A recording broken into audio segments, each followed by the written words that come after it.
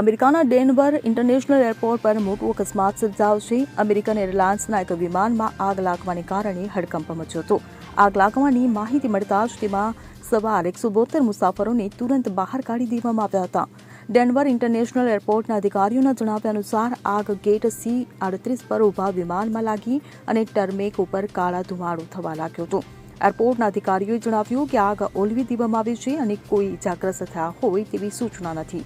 આ દરમિયાન federal aviation એડમિનિસ્ટ્રેશને કહ્યું કે અમેરિકન એરલાઇન્સની ઉડાન 1006ને ડાયવર્ટ કરી દેવામાં આવ્યા છે.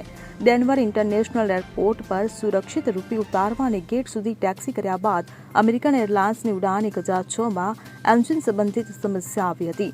172 યાત્રી અને 6 ચાલક દળના સભ્ય વિમાનથી ઉતરી ગયા અને ટર્મિનલ પર લઈ જવામાં આવ્યા હતા. Bureau report CN24 news. હવે જુઓ દેશ દુનિયાની તમામ ખબરો તમારી આંગળીના ટેરવે. ઉઠાવો મોબાઈલ અને Google Play Store પરથી ડાઉનલોડ કરો અમારી CN24 ન્યૂઝ મોબાઈલ એપ.